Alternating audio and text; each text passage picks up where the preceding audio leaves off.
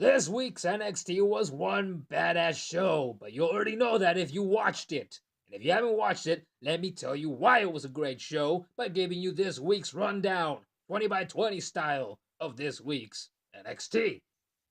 The show kicks off with a badass tag team match that sees Tino Sabatelli and Riddick Moss defeating Oni Lorcan and Danny Burch, and what a start to the show! I believe the commentators mentioned that Sabatelli and Moss have been a tag team for 2 years, but if I've seen them before in NXT, I sure don't remember. But that's not on me, cause I can't even remember what I had for breakfast yesterday. But they're a pair of guys that certainly have amazing physiques, and that certainly looked real good in there against two of NXT's current best in Lorcan and Burch, two of my favorite NXT stars for sure. Those two can go! And I remember I immediately became a fan during their first match against each other a little while back. They might have lost their first match together, but they looked as good as they ever have, and I for one really wouldn't mind seeing both of these men in the NXT Tag Team title picture at some point in the future.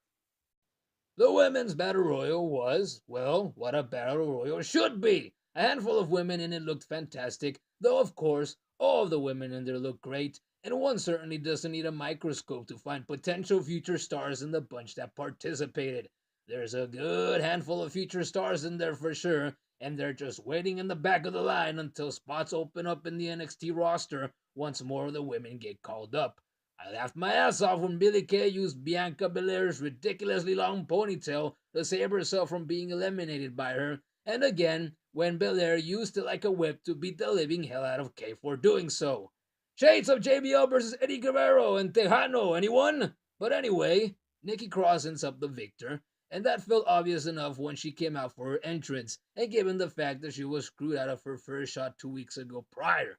It was a great and enjoyable part of the night, and as I said last week, that Fatal 4-Way is gonna be one hell of a match, and any of the 4 women involved would make a credible women's champion. NXT champ Drew McIntyre is shown in front of a crowd of journalists, and he explains that he's heading out for an NXT media tour, and he's quickly interrupted by Selena Vega again, and she bitches at him for not sending her and Almas a contract for an NXT title match. Drew simply tells her, for a third time, that Almas has to come and ask for one to his face, and he leaves her in his dust. Ah! The story continues to unfold, and it'll make for a hell of a match when it eventually takes place. Oh, and Selena looked like quite the mamacita while making her demands. Oh, my girl.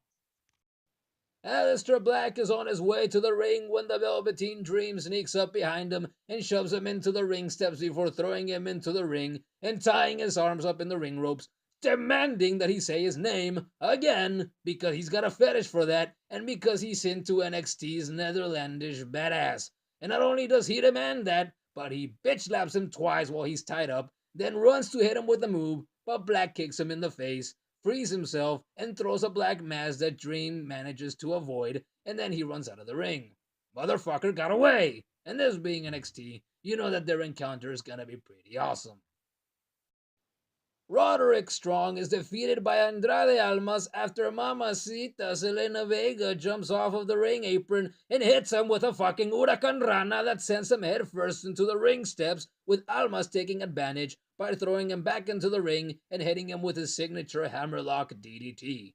And that was badass! I think it's really safe for me to say now that I'm definitely a bigger fan of her and Almas now for sure, although it's hard not to be a fan of Almas when he's consistently been a part of quality matches.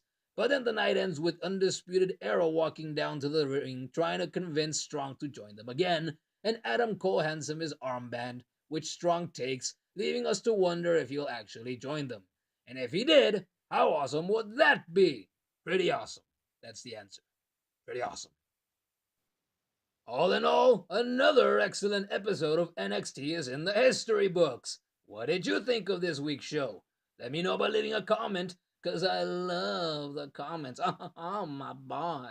And if the weekly videos aren't enough for you, you can find 20 by 20 on VidMe, Twitter, and Instagram. This is it for this week, but I'll catch you next week so we can keep this ball rolling. Until then, I'll see you next time.